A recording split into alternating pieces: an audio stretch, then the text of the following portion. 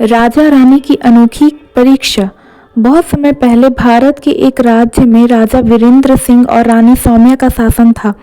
राजा वीरेंद्र अपनी वीरता और न्यायप्रियता के लिए प्रसिद्ध थे, जबकि रानी सौम्या अपनी बुद्धिमत्ता और दयालुता के लिए जानी जाती थी। उनका राज्य खुशहाल था और प्रजा उन्हें बहुत मानती थी। हालांकि राजा और रानी के मन में एक सवाल अक्सर उठता था, क्या हमारी प्रजा वाकई हमें दिल से प्यार करती है या सिर्फ हमारे धन और शक्ति के कारण हमारी इज्जत करती है। उन्होंने तय किया कि वे अपनी प्रजा की सच्चाई जानने के लिए एक अनोखी योजना बनाएंगे।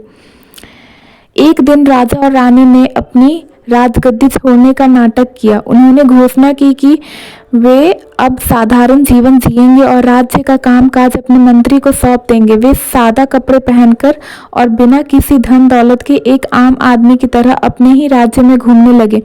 राजा और रानी ने देखा कि जब वे राजा और रानी के रूप में थे तब लोग उनके स्वागत में झुककर प्रणाम करते थे, लेकिन अब आम कपड़ों में कई लोग उन्हें नजरअंदाज कर रहे थे। कठिन समय। राजा और रानी ने गांव में काम ढूंढने की कोशिश की, लेकिन किसी ने उन्हें काम नहीं दिया। कई दिनों तक वे भूखे रहे। वे जिस घर से मदद मांगते, लोग उन्हें भिखारी समझकर भगा देते थे। एक दिन वे एक गरीब किसान दंपत्ति के घर पहुंचे। किसान और उसकी पत्नी ने उनकी हालत देखकर उन्हें अपने घर में रहने की जगह दी। किसान ने कहा, हमारे पास ज्यादा कुछ नहीं है, लेकिन जो थोड़ा बहुत है वह हम आपके साथ बांट सकते हैं। किसान और उसकी पत्नी ने राजा और रानी को अपने खेत में काम करने का एक मौका दिया। सच्चाई और ईमानदारी का सामना। राजा और रानी ने देखा कि किसान दंपत्ति बहुत मेहनती और ईमानदार थे।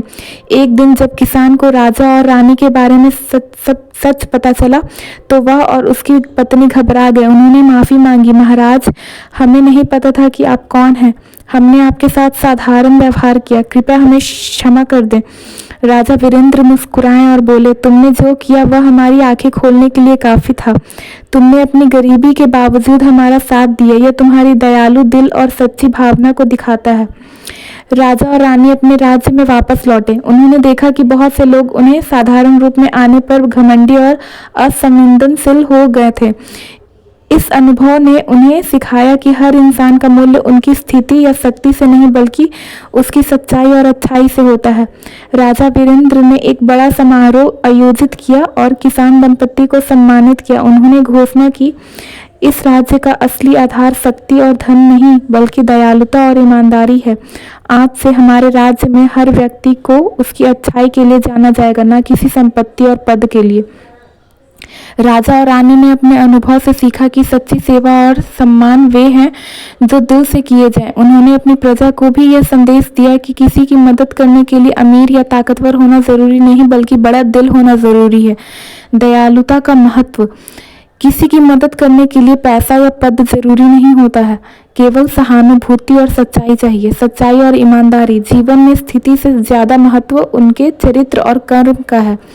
नेतृत्व का मूल। एक अच्छा नेता वही होता है जो अपनी प्रजा की सच्चाई और मुश्किलें समझे। धन्यवाद।